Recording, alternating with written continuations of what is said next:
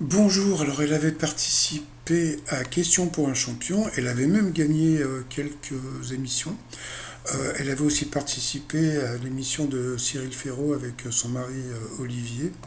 Et puis donc après elle était venue aux 12 coups de midi et puis donc elle avait participé à 99 émissions et puis donc elle avait été éliminée sur cette question qui semblait, on va dire moyenne quand même, hein. Où se trouvait Michel Sardou lorsqu'il a eu l'idée de la chanson Les lacs du Connemara? Il faut juste savoir, c'est que Michel Sardou n'était jamais allé en Irlande avant la création de la chanson. Et donc, la bonne réponse était donc la Normandie.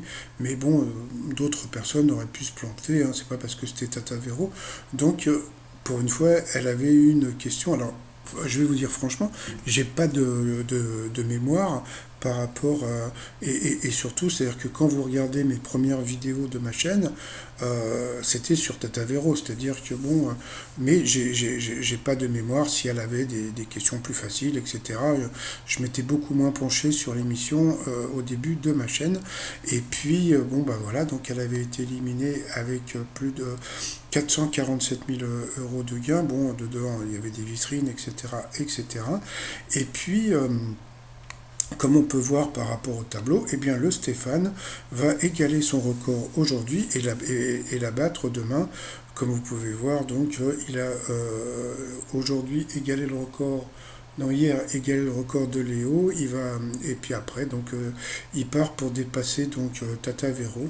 Donc on va dire merci à la production. Franchement, je vais vous dire une chose, je ne me rappelle plus du tout. C'est pas parce que parce que c'est Tata Véro, mais je me rappelle plus du tout si les maîtres de midi avaient des questions aussi faciles que maintenant. Franchement, je me rappelle plus du tout.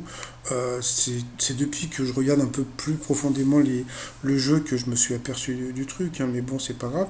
Mais comme on peut voir, j'imagine que la production va tout faire pour que Stéphane batte aussi le record de Paul. Et surtout, je pense qu'ils vont tout faire pour qu'il batte le record de Christian pour justement le détrôner. Donc voilà, et pour que le Christian Quesada se retrouve aux oubliettes. Mais bon, pour l'instant, il est encore troisième. Donc ça la fout mal un peu pour les 12 coups de midi. Alors autre chose assez rigolote, c'est que Jean-Luc Reichmann nous avait dit il y a quelques temps, je crois que c'était il y a plusieurs semaines, il avait dit non mais bon, pour la centième, je me ferai couper les cheveux. Mais sur le coup, tu te dis, mais attends, il aurait pu se faire éliminer. Non, non, t'en fais pas, on a prévu, il sera là et on se fera couper. D'accord, ok. Bon, allez, je vous dis à plus tard, bye bye.